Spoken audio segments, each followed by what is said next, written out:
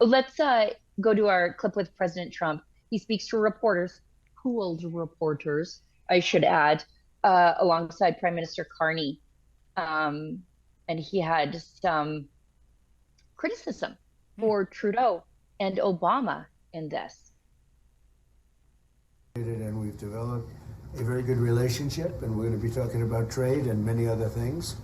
And we have a whole group of people, some traders and some other people. I see my top economy people. But we have a very talented group of people, and you do too, and I know they work together very well. I look forward to that. The G7 used to be the G8. Barack Obama and a person named Trudeau didn't want to have Russia in. And I would say that that was a mistake, because I think you wouldn't have a war right now if you had Russia in. And you wouldn't have a war right now if Trump were president 4 years ago. But it didn't work out that way. But it used to be the G8, and now it's, I guess, what's that, 8 years ago, it switched over. They threw Russia out, which I claimed was a very big mistake. Even though I wasn't in politics then, I was very loud about it. It was a mistake in that you spend so much time talking about Russia, and he's no longer at the table, so it makes life more complicated. But you wouldn't have had the war. Other than that, I think we're going to accomplish a lot, and I expect to. And I think our primary focus will be trade and trade with Canada, and I'm sure we can work something out. Yeah.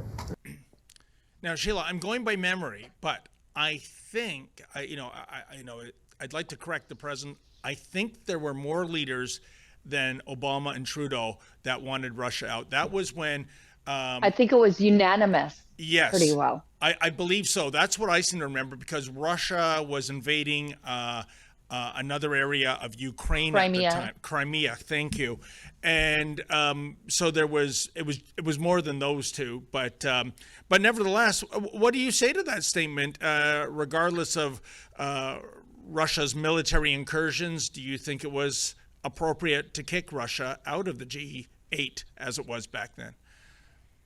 I think if you want to engage them in peace talks and put pressure on them, wouldn't you want them there? It just seems strange. Even if we take all of that out of it, economically, they should probably be there.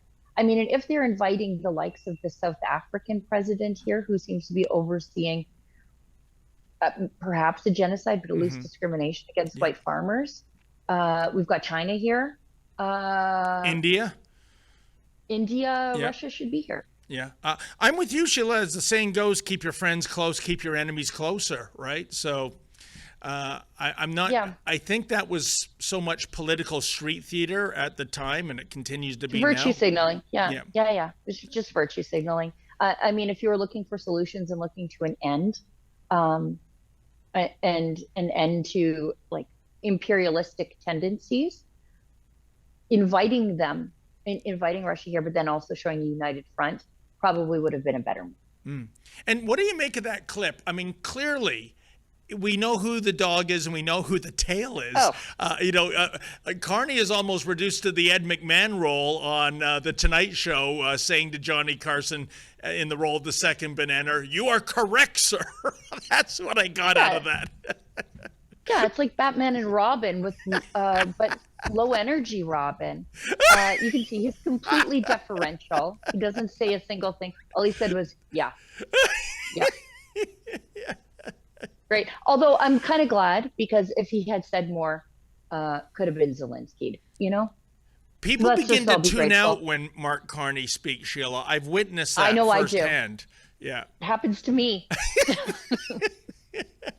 Maybe he wants it that way, so we don't pay attention to what he's actually saying. But we have another clip, I understand? Yeah. Yeah, we've got one more clip from Trump. President Trump is asked why the U.S. and Canada haven't reached a trade deal. What is holding up a deal with Canada from your perspective? It's not so much holding up. I think we have different concepts. I have a tariff concept, and Mark has a different concept, which is something that some people like. But we're going to see if we can get to the bottom of it today. I'm a tariff person.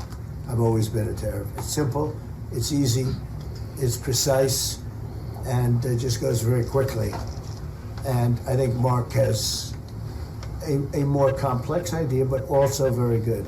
So we're going to look at both, and we're going to see what we're going to come out with something, hopefully. Sheila, I'm not okay, so sure I agree that the tariff process is simple and easy. I think it's actually very complicated.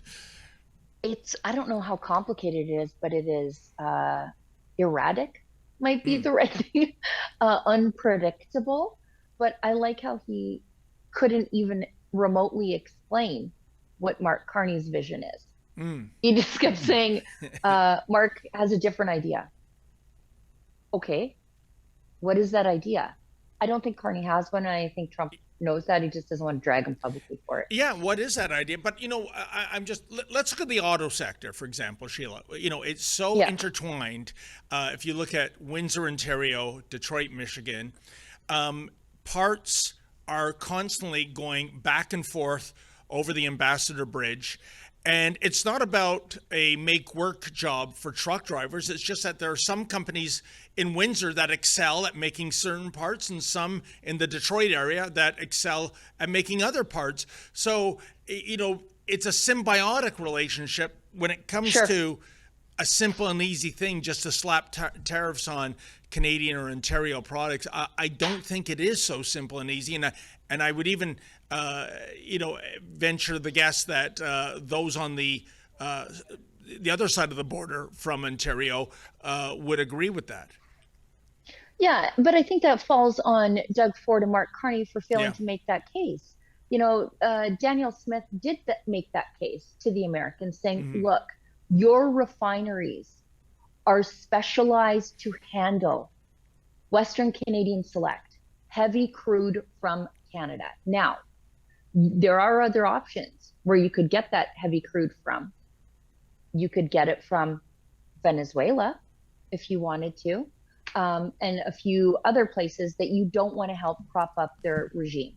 So she made that case to say, look, if you tariff outbound Canadian oil, that's going to hit your refineries, and it's going to result maybe in layoffs in those refineries, or it's going to result in an increased cost of fuel to the people in the Midwest, because your refineries are made to handle the oil we're selling you. It is that symbiotic relationship.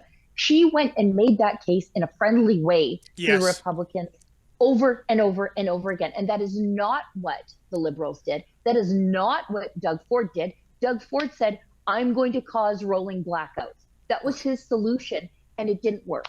Oh, and Sheila, you forgot an important part of that quote. With a smile on his face. Oh yeah. Not addressing it. I have no other alternative. You've painted me into a corner. No, I'm going to smile like this as I pull the plug. By the way, Sheila, one other thing that's distracting in terms of this viewpoint, nothing to do with you. Don't worry. It is the premise. Oh, I see. Just as I'm speaking, that van or paddy wagon, whatever is moving. The place looks lifeless. It looks like the Overlook Hotel from The Shining. I don't see any foot traffic there. What's going on? It's funny you say that, because the Overlook Hotel from The Shining is in Banff. It's from here. Yeah. No kidding. Yes, it is.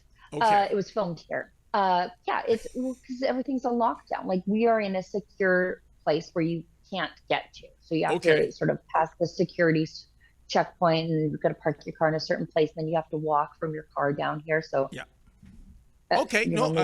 Rosie Barton can get her steps in, so there's not a lot happening here, and they're not bringing dignitaries to see us. So it's just this is the place where they keep the journalists. This is the journalist prison camp. Yeah, it's like you're under house arrest. My vision of what it would be like and what the reality is, it's completely different. Did you say we have another Carney Trump video?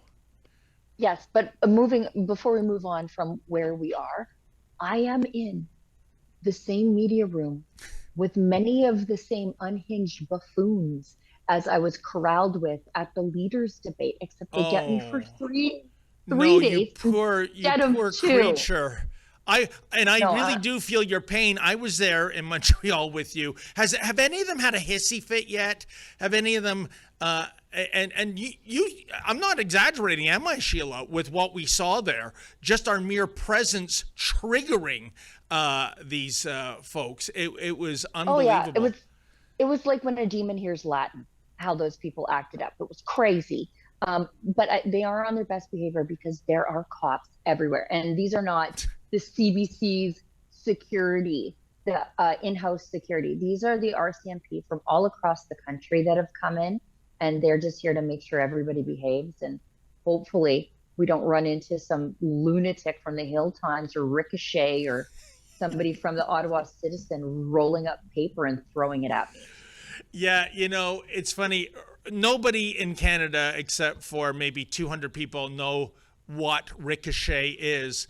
I only found out about Ricochet. And by the way, that's funded by our tax dollars, folks, like the rest of the Completely. media, except true independent media. And when Ricochet got on my radar, it was in early April, Sheila, when they ran a piece that the Pierre Poilievre campaign slogan of Canada First was really code word for white supremacy, You know it. and You by the know way, it. and so close to the Liberal slogan of Canada Strong. That's okay. That's kosher. Canada First. Ooh, there's some dog whistling going out there. There's anti-racial, anti-native messaging. That is what Ricochet is all about. Completely.